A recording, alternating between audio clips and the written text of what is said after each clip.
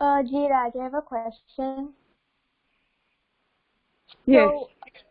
Once like the Jivatma departs from its like from when the Jivatma departs from a dead body, does it like right away attain a new rebirth, or is it like is there like an interval of time period before it does get a new body?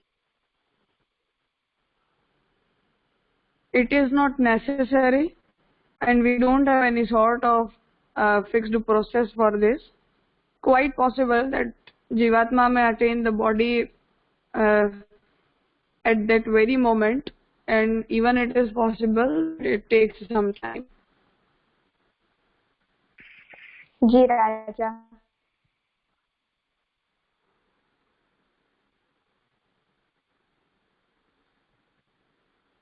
Any other question? Hannah, I have a question. So we learned that Yes. Animals are Gopuni and they don't have any karma. So is it possible that in the next life, like that plant or animal becomes a human, and if so, how?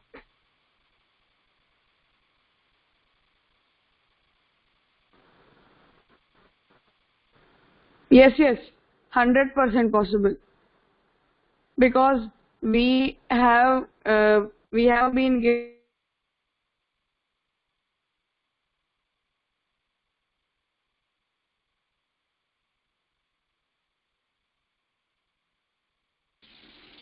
Raja, we cannot hear you.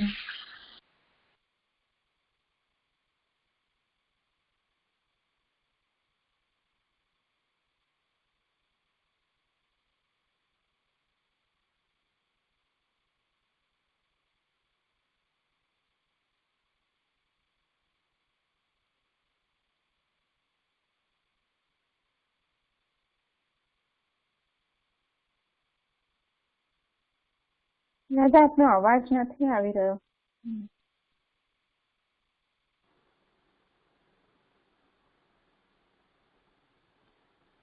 Are you able to hear me? Hi, Raja. જી રાજા હવે આગળ.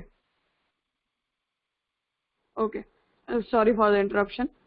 Yes, so it is 100% possible, and it has to happen that soul which is right now in the body of an animal or a bird will be attaining a human body, because as we understood before that all the other birds other than human being are known as Gopyoni, in which we are supposed to bear the good and bad results of our karma which we would have done in our former lives.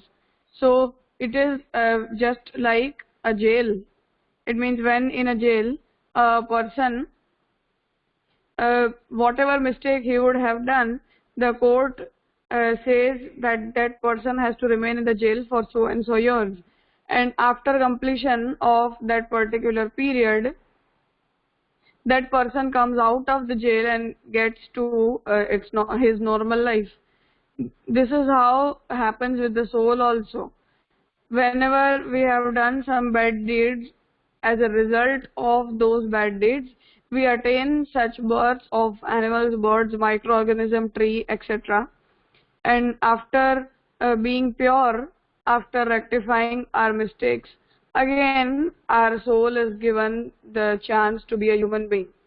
And therefore, our scriptures and Mahaprabhuji say that if you have got a human life, if you are right now in a human life, just do such intensified methods to liberate your Atma, to liberate your soul, and don't commit any such karma which is against the Shastra, because this is a very random chance and a valuable chance which we have attained, because it is quite possible that again we would be going through the births of animals and birds and trees and etc., and it will be going on continuously. So the Shastra explains that it is better to be free from the universe if we are getting a human life, so that our future remains good. It means in future we won't have to go through such a life again. So if we try to complete our methods right now, it would be good for us, because we won't have to attain any other life anymore. So in the human birth, Shastra says that you have been given the intelligence, you are provided the brain to understand things, you are available with the scriptures which makes you understand the purpose of the life. So we are not supposed to waste such a valuable chance.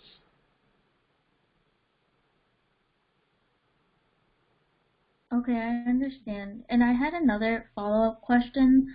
So, if you said before that like our Atma, they are responsible just for consciousness.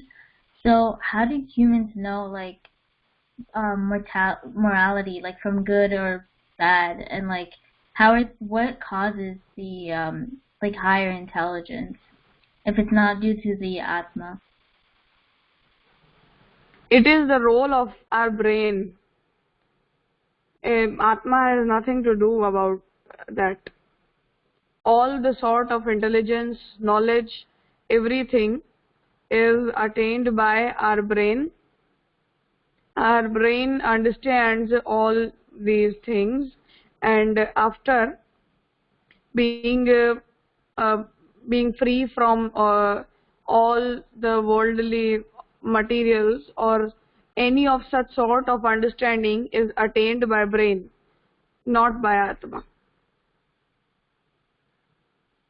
And again, it will be depending upon what sort of brain we have, because Sattvic, Rajas and Tamas, these are the three guna as we understood before, and our Atma, our brain is affected by all these three guna.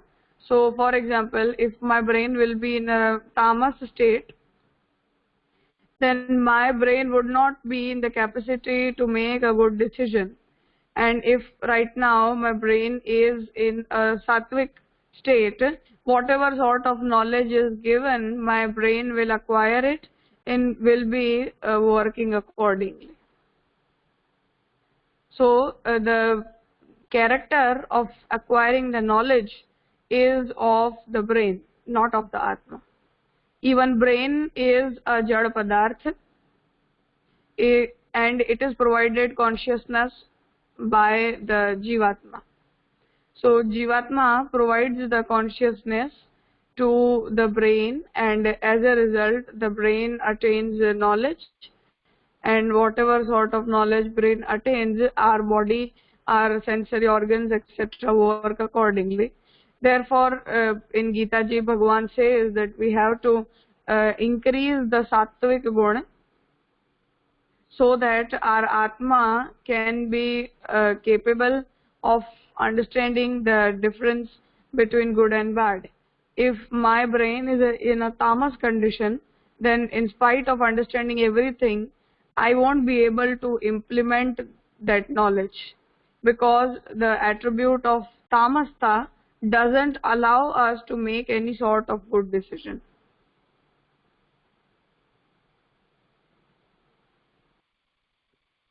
Okay, I understand now. Fine.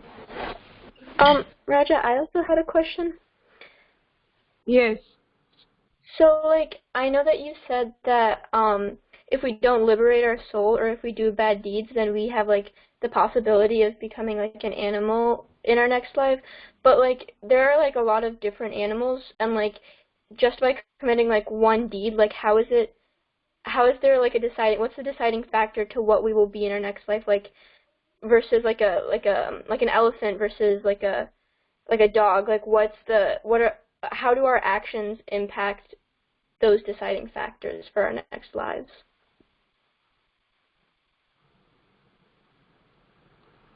You see, we cannot decide that. Bhagavan decides that if the period of bearing the results of our bad deeds is over, we may be free from that life, and if not, then it will be continuing, because in the life of an animal we don't get a chance to understand our mistakes or to rectify those. So it is a period when we are just supposed to bear the results and nothing else can be done. So Bhagavan is the one who decides that what is supposed to happen with the Jivatma. We cannot decide it, that if our span of bearing the results is over or not, or will we be free from the life of an animal at which moment, or after that what will be happening to us. These are not the things which are known to us. Even scripture doesn't describe these things, because Bhagavan makes these decisions, not us. Ji Raja, so Bhagavan is like the deciding factor towards what we will be in our next lives? Yes, sure. Again, not directly Bhagavan, but Bhagavan has a well set up process and workings to decide all these things. For example, the Brahmaji and the two messengers of Brahmaji, Chitraketu, Chitragupta and Chitragupta, these are the two agencies who write down the good and bad deeds of each and every soul, and as per those deeds, they are provided the life by Brahmaji. Directly Bhagavan doesn't interfere in all these things, but yeah, it is in the control of Bhagavan, as Bhagavan has the right to punish someone at any moment, and even Bhagavan has the right to cancel that punishment of the being if he wants to.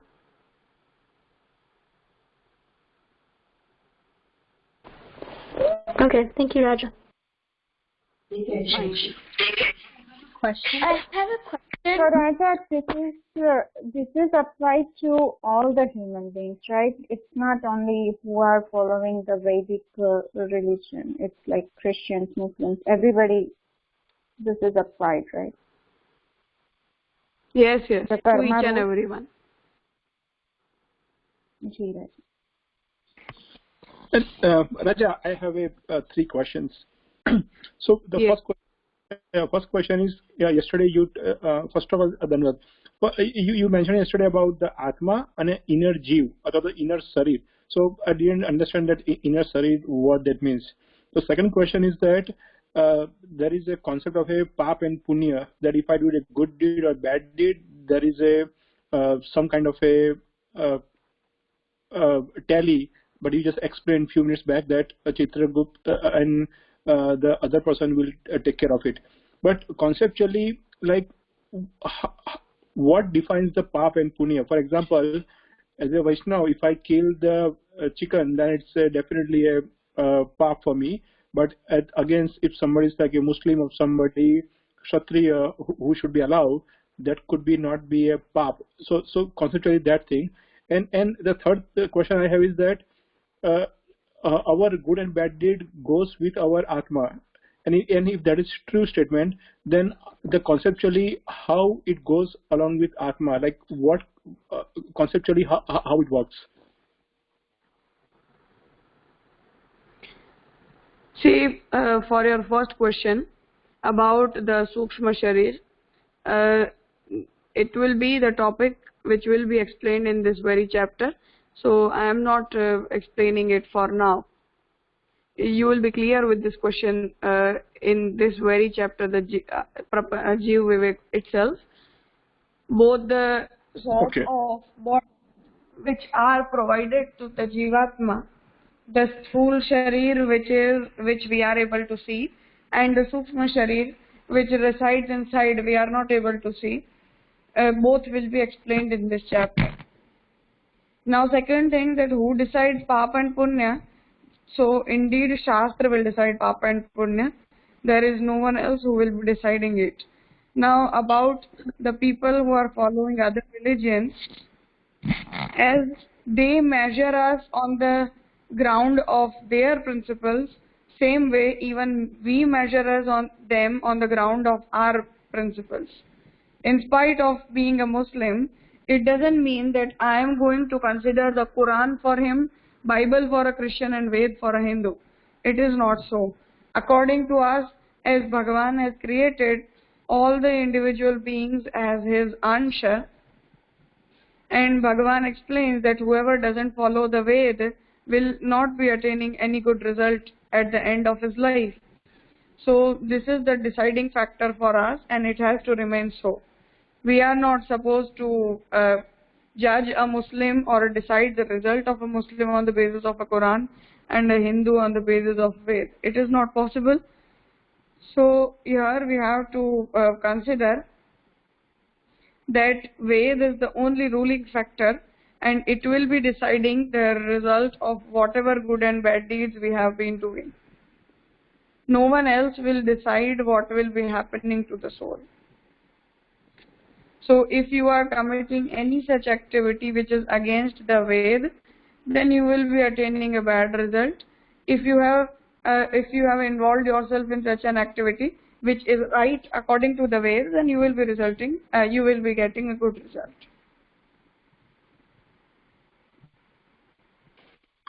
Ji Raja. I have a question. I have a question. And the third question was the conceptually how the good and bad deed goes with Atma. The memory of each and every activity which has been committed by body, remains in the Sukshma Sharir, and that soul, till the date it attains liberation, will be accompanied by the Sukshma Sharir in each and every birth and each and every lok. So all these would be stored there, but the result of those deeds would be provided by Brahmaji as a part of his duty as allotted by Bhagavan to him. So checking the result or how much results of the karma have already been over and how much are supposed to be fulfilled now. All these are not the area of Jivatma to decide things. So we have nothing to do with all these things. We never know how many births my soul has attained or how much karma are remaining for me to be to bear again, and what sort of karma I have been doing is a good or bad, and etc. This is not the area of the Jivatma. Brahmaji decides all these things. But yeah, all the memories of good and bad deeds remain in our Sukshma Sharir. Raja, understood. Thank you. Raja, I have a question. Yes. So, we know that in like the other Hindu sampradayas and in their philosophies, they have their own theory regarding who is Brahma. So, like in the Shiv sampradaya, they think that Shiv is like the supreme god, and in the this is like the same for the other sampradayas. So, how has Sri Mahaprabhuji concluded that Shri Krishna himself is like Brahma and he is like the supreme god in Purna Purushottam? How has he decided this? This is explained in the Ved itself.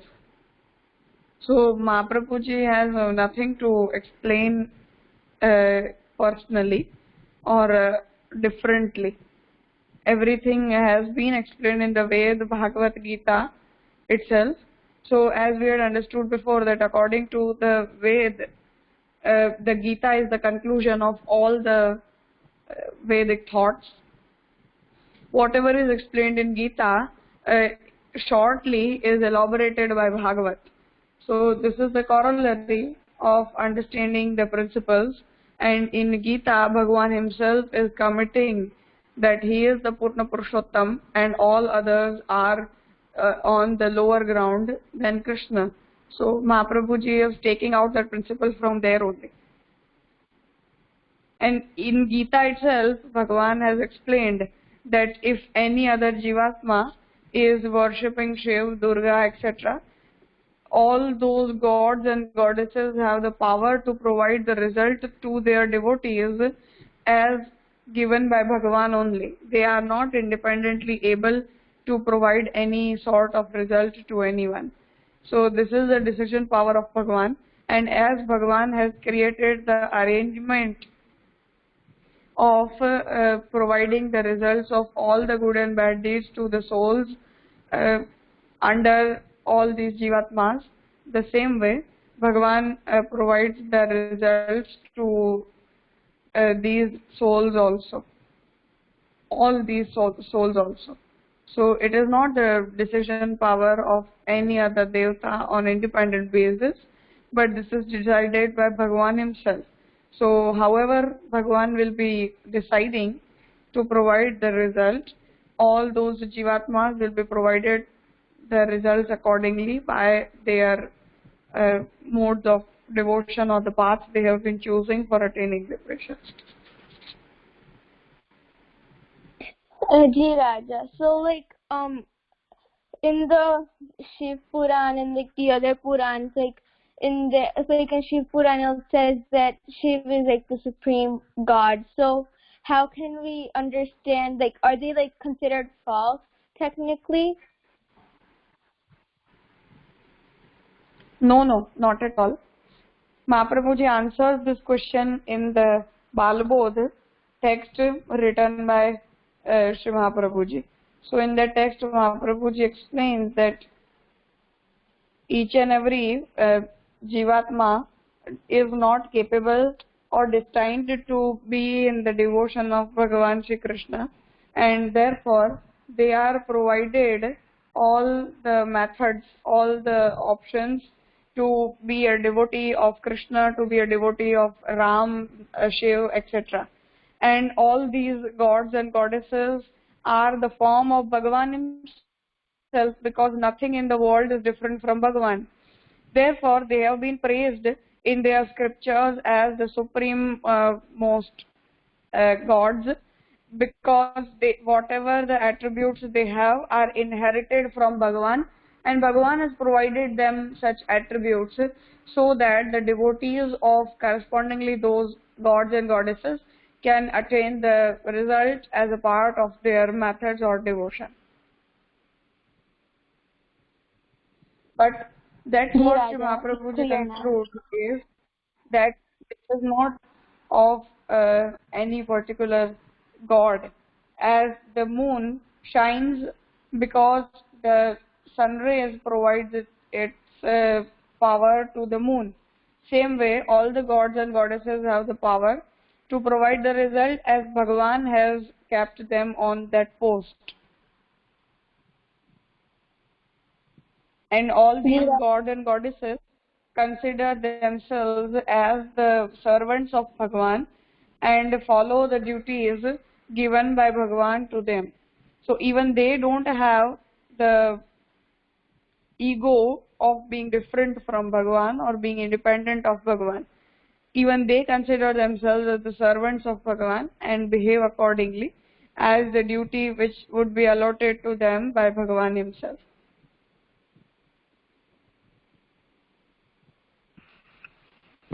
Ji Raj, it's clear now. I understood it very well. I just had a quick question. So, going back to like the Shaiv and Shak Sampradaya, so you said like it is written in like the Vedas or like the Bhagavad Gita that Bhagavan Shri Krishna, like Shri Krishna himself, is like the supreme God. But like we have also learned that you can read the Bhagavad Gita, like two people can read the Bhagavad Gita or like the Vedas, and they can come out with entirely two different conclusions. So how do we know like the ones that like Shaiva or Shak Sampradaya are correct, or how do you know like Shri Krishna is like the supreme entity, like the correct one?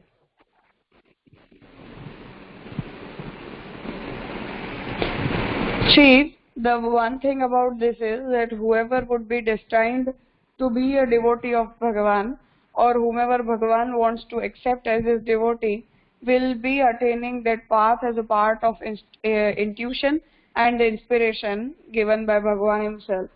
And if a person is not destined to be a devotee of Bhagavan, then in spite of being born in a Vaishnava family, he won't be able to realize the supremacy of Bhagavan Shri Krishna. This is the one thing. Second thing is that we cannot understand the intention of the Shastra, any of the scripture, just by going through it once, just by reading it once. But Bhagavan decides this. It means, as we had understood before, that Bhagavan chooses the souls for providing them some particular results. So Daivi and Asuri, in this division, all the souls are chosen by Bhagavan. So they are not independent to make any decision. Same way, if Bhagavan would not want anyone to be in his devotion, he will be making him away from the path. And for understanding the scriptures, first of all we have to be chosen by Bhagavan. Only then we can understand the scriptures. And we need a capable guru to make us understand the intention of the Shastra. As all of us have attained Sri Mahaprabhuji, Mahaprabhuji explained us the intention of the Shastra properly, and therefore we are able to understand it. And that was the only purpose of the incarnation of Mahaprabhuji, to elaborate the meaning of Bhagavat. But for example, if we don't have any such capable guru, then it gets quite difficult for us to understand the principle of the scriptures. Okay, so the jivas that are like destined in order like to understand like the true form of like Shri Krishna are the only ones that are going to be able to truly understand him. So like that's like the answer, right? Yes. The first thing is that who will be chosen, whoever will be chosen will be able to identify Bhagavan Shri Krishna. And the second thing is that it is quite possible that just because of being much attached to the worldly objects, we are not able to realize those things at that period, but may realize it later on. Even it is quite possible. Okay, Raja. I have a question. So just for example, that even if we are not chosen by Bhagavan, then even we wouldn't have been able to understand the meaning of Gita and Bhagavad independently. For example, if I start reading Gita right now without Mahaprabhuji, without having the background of Mahaprabhuji, even I would not be capable of extra.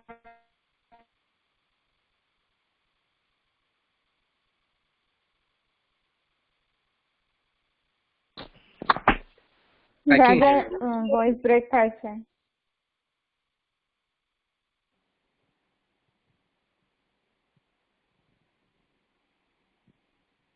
Is that clear? Yeah. G Raja. Okay. Fine. I have a question. Yes. So before you said that our deeds decide what birth Sri Krishna will choose for us for the next time we be born. So does that apply to what our future will hold, and will that also like determine karma in like the present life?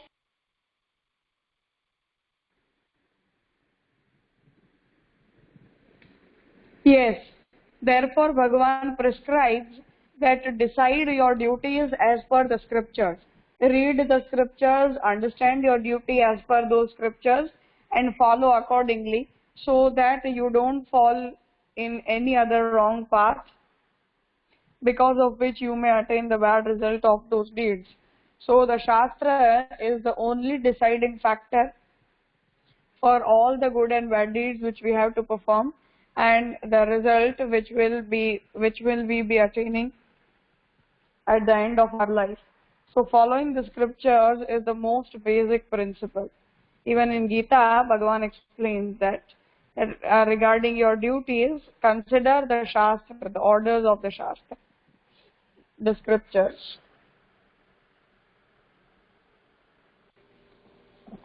So if we don't commit any deed which is prohibited in the Shastra, we won't be bearing any bad result of those things.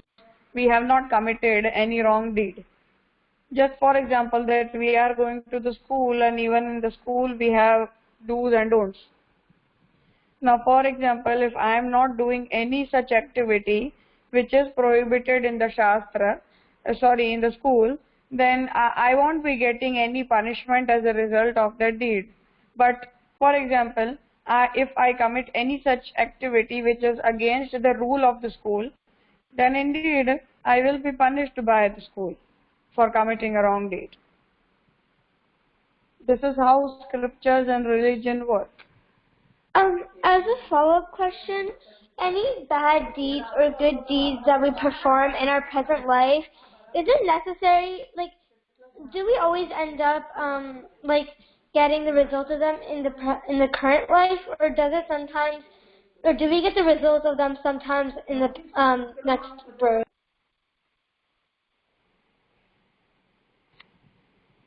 There is no such deciding factor.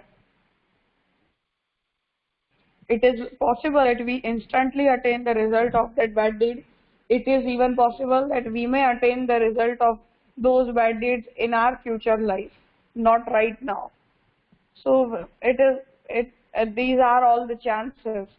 There is no deciding factor for this, that what has to happen. We cannot decide it. No one can decide it. Okay, thank